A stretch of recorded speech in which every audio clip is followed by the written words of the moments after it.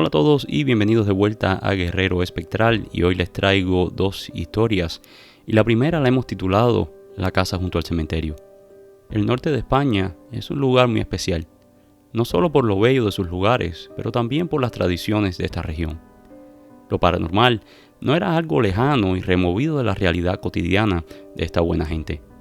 No hay una sola familia en la que no se tenga una historia, un encuentro con entidades que van desde la Santa Compaña hasta el Basajão. Pero la historia que hoy les comparto no fue un encuentro con una de estas míticas criaturas o comisiones. Fue algo más tenebroso. En un pequeño pueblo asturiano hubo una riada que inundó todo el pueblo. Aunque hubieron algunos daños en las viejas casas de piedra, lo peor se lo llevó el cementerio del pueblo.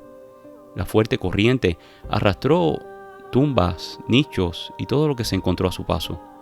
La gente del pueblo decía que sus ancestros los habían salvado, pues el cementerio había ralentizado la fuerza de la corriente. Agradecidos, pero tristes a la vez, se dispusieron a reconstruir la última morada de los que los habían precedido en aquel pueblo. Para mayor tristeza, muchos de estos restos óseos de los difuntos que allí descansaban fueron esparcidos por las calles del pueblo, y en los patios de los vecinos y en todo lugar se podían encontrar fragmentos de huesos y fragmentos de ataúdes. La gente, como pudo, recogió los restos y logró acomodar el cementerio lo mejor posible. La casa más cercana al cementerio era la casa de Socorro, una anciana que vivía con su única nieta de 10 años. La niña se llamaba Valentina.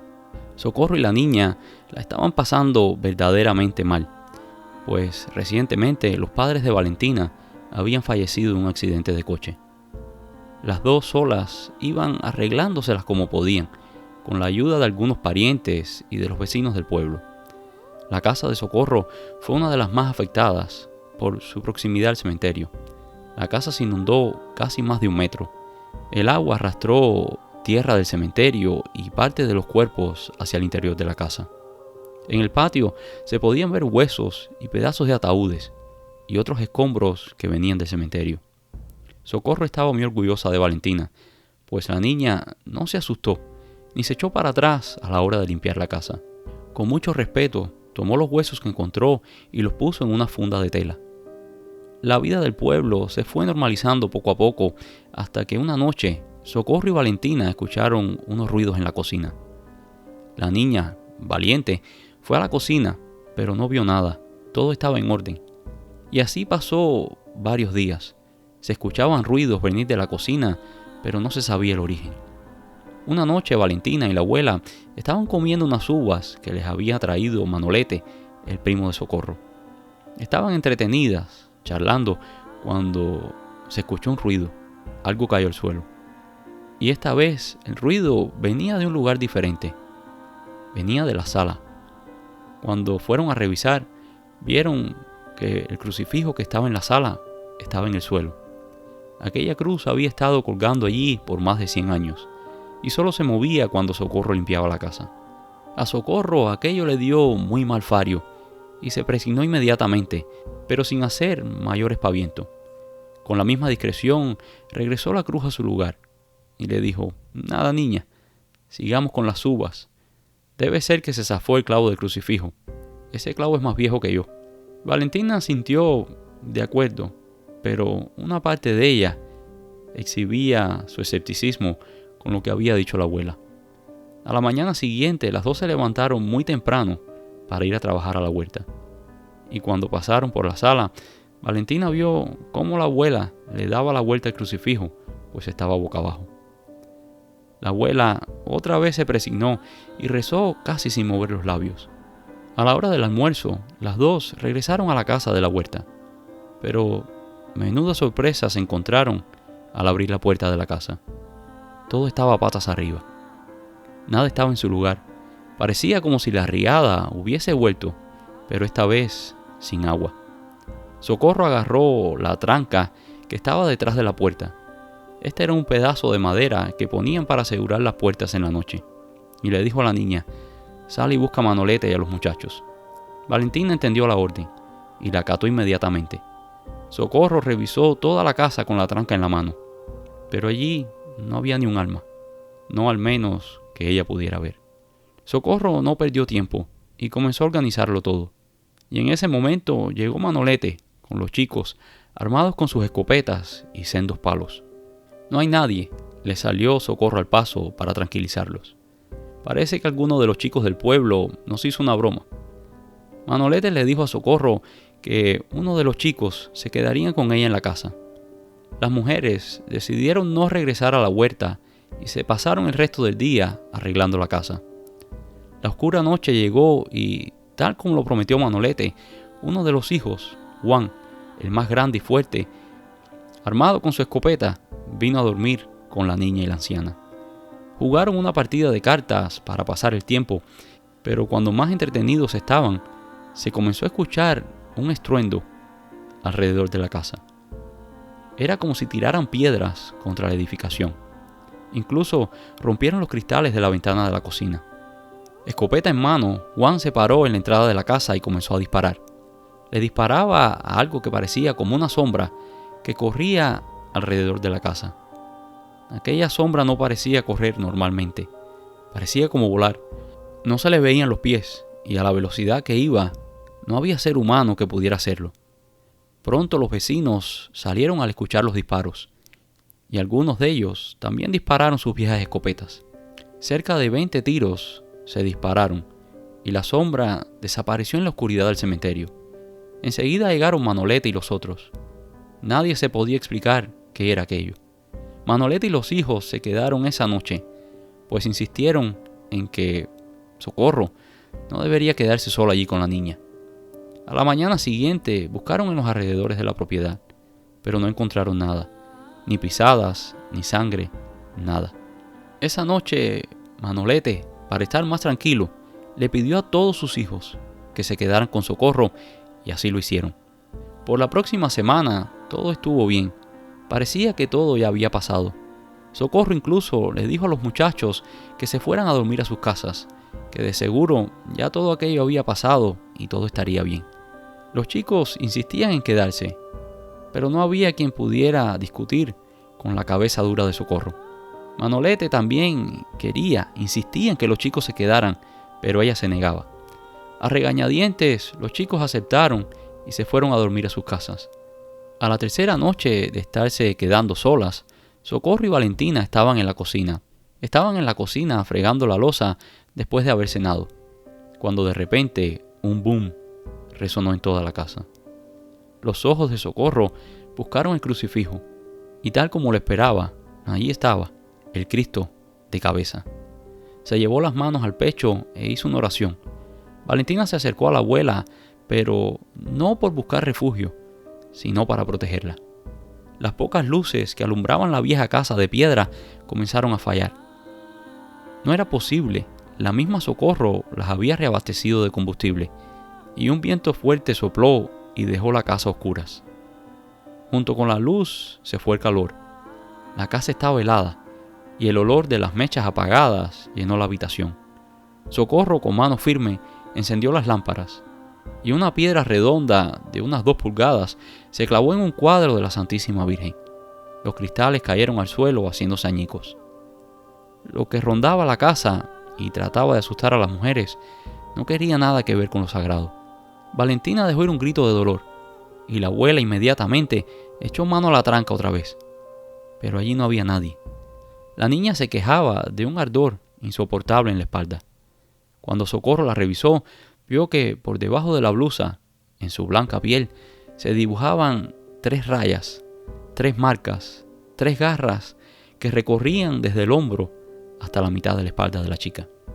Las líneas eran largas y rojas, casi sangrantes. Socorro dejó ir unos insultos contra quien había dañado a su niña.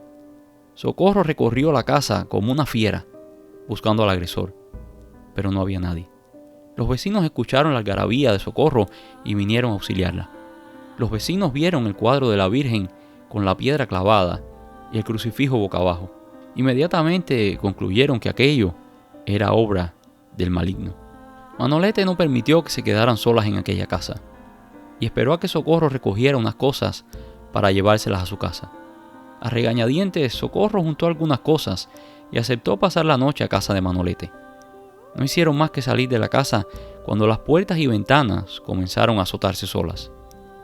No quedó ni un cristal sano. Socorro agradeció que Manolete hubiese insistido en llevárselas a su casa. Estuvieron en casa de Manolete por unos días, pero los vecinos reportaban que veían luces dentro de la casa. Incluso aseguraban que veían salir humo de la chimenea a medianoche. Socorro no podía más, así que a la mañana siguiente fue a ver al sacerdote del pueblo vecino, al padre Antonio, pues el párroco del pueblo había fallecido meses atrás. El padre Antonio conocía muy bien a Socorro y le habían llegado rumores de lo que estaba sucediendo en su casa. La mujer se presentó ante el sacerdote, seria y firme como siempre. Padre, usted es mi única esperanza. Usted me conoce bien y sabe que yo no me ando con tonterías. No sé qué ni quién, no sé qué es lo que está pasando en mi casa, pero desde que se derrumbó el cementerio por la riada, las cosas están muy extrañas. Cosas están sucediendo en mi casa. Incluso algo atacó a mi niña, algo con 3 dedos, le arañó la espalda. El sacerdote escuchó atentamente y le prometió a Socorro que iría personalmente a bendecir la casa. El padre llegó a la vieja casa de piedra el sábado en la mañana. Vestía una estola morada, en su mano derecha llevaba el misal romano y en la mano izquierda un recipiente con agua. El padre entró y comenzó a bendecir la casa. Los vecinos curiosos se mantenían en las inmediaciones de la propiedad, esperando ver si pasaba algo. Pero todo transcurrió tranquilo. Después de la bendición, Socorro y Valentina regresaron a la casa. Después de aquello, la casa se tranquilizó y no se volvieron a escuchar más ruidos ni otros eventos paranormales. Cuenta la gente del pueblo que probablemente algún espíritu oscuro que habitaba en el cementerio fue liberado cuando se derrumbaron los muros del cementerio por la inundación. Y la segunda historia la hemos titulado El Huerco, el mensajero de la muerte. Esta historia me fue contada a mí, a su narrador. Me lo contó mi abuela cuando yo tenía 16 años. Mi abuela nació en Asturias y tuvo la mala o buena suerte de que su familia se encontró varias veces con este tipo de heraldos de la muerte. Cuando mi abuela tenía 10 años, emigró con parte de su familia a La Habana, dejando atrás a su hermano mayor, quien había decidido quedarse peleando en la Guerra Civil Española. Mi abuela era muy apegada a Paco, su hermano mayor. Él siempre cuidó de ella y eran inseparables. Mi abuela contaba cómo Paco, con tan solo 15 años, cuando ganó sus primeros dineros, fue ahorrando hasta que le pudo comprar una cadenita con una medallita de la Santísima Virgen. Aquella medalla fue algo que mi abuela atesoró hasta el día de su fallecimiento. Incluso aquella medalla la acompañó a su tumba. La abuela sufrió mucho cuando dejó España. Aunque estaba acompañada por sus padres y sus hermanas, nada era igual. Ella siempre le escribía a Paco, pero el correo en aquel tiempo se demoraba meses. En la única carta que él le escribió, Paco le prometía que pronto se reunirían y que con el resto de la familia pasarían los mejores días de su vida. Una tarde, la abuela iba a casa de una amiga que vivía en una de las fincas cercanas. Iba en su bicicleta rosada, quejándose de aquel desgraciado calor que la hacía sudar de tan solo moverse. De la nada vio la figura de un hombre que venía caminando en dirección a ella. Primero se asustó un poco, pues no reconocía a aquel extraño. Pensó en regresar a casa, pero vio algo familiar en aquel hombre, la forma de caminar. ¿Era él? No podía ser. Mi abuela cuenta que pedaleó como si la persiguiera el mismísimo diablo. La emoción la inundó. Era Paco. Su querido hermano finalmente había venido a reunirse con la familia. En su carrera por reunirse con su hermano, perdió el control de la bicicleta y un par de metros antes de que llegara a él, cayó por tierra. Fue solo levantarse y, para su sorpresa, el querido Paco ya no estaba allí. No podía ser. Ella lo había visto. Era Paco. No habían dudas. Mi abuela contaba que se sentó a un lado del camino y comenzó a llorar.